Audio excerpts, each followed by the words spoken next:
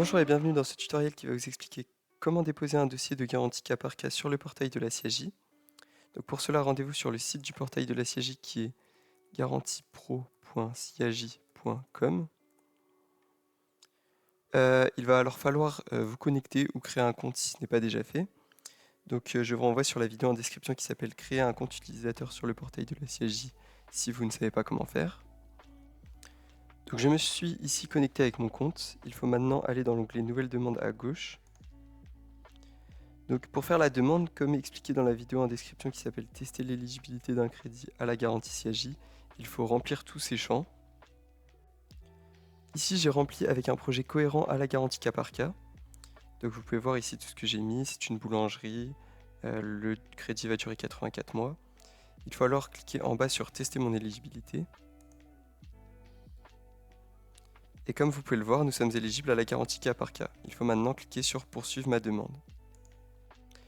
Vous tombez alors tout de suite sur une cartouche qui s'appelle Mon agence. Donc par défaut, les informations présentes sont les informations renseignées au moment de la création de votre compte utilisateur. Bien sûr, si le dossier concerne une autre agence, vous avez la possibilité de modifier ces informations. Donc comme vous pouvez le voir, la demande est divisée en 4 étapes qui sont les suivantes. Commençons par la première. Il faut tout d'abord rentrer la finalité du projet, c'est-à-dire si c'est un projet de création, de développement ou de reprise. Le choix de la finalité fera changer les documents à fournir dans la troisième partie. Mais pas d'inquiétude si vous vous trompez, la CIAJ se réserve la possibilité de réclamer tout autre document utile à l'étude de votre demande en phase d'analyse. Je tiens également à vous préciser que vous pouvez sauvegarder votre demande en bas avec ce bouton à tout moment et pour la reprendre plus tard. Je vous expliquerai plus tard dans la vidéo comment reprendre un dossier sauvegardé mais non fini.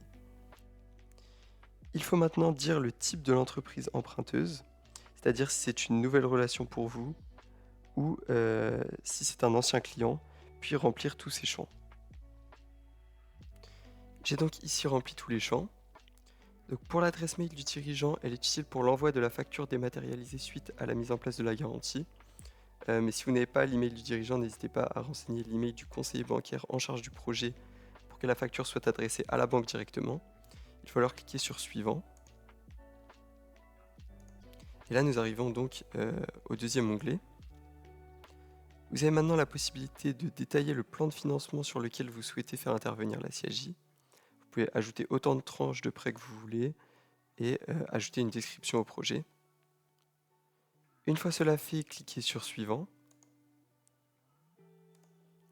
Nous passons maintenant ici à la troisième rubrique. Le nombre d'onglets qui s'affichent ici dépend de la finalité du projet. Donc dans notre exemple, nous avons 4 onglets car l'entreprise existe.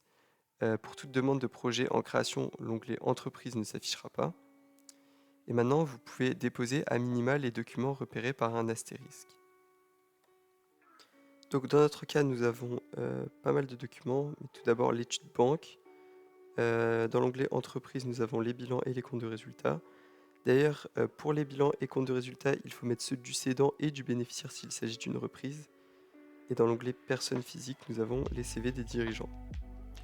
Je tiens à préciser que si vous avez en votre possession un dossier complet, c'est-à-dire avec par exemple un prévisionnel sur 3 ans, un compromis de cession, les pièces d'identité des dirigeants et les extraits de cotation Banque de France, nous vous conseillons de déposer l'intégralité des pièces dès votre premier envoi.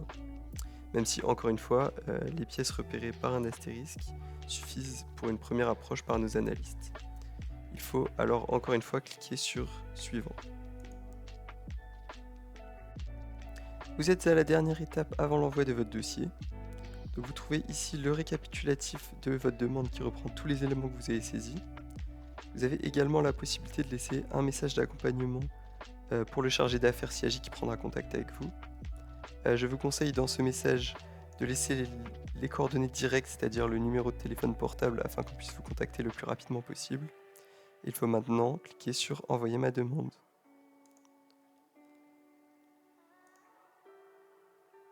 Voilà, vous avez envoyé votre demande.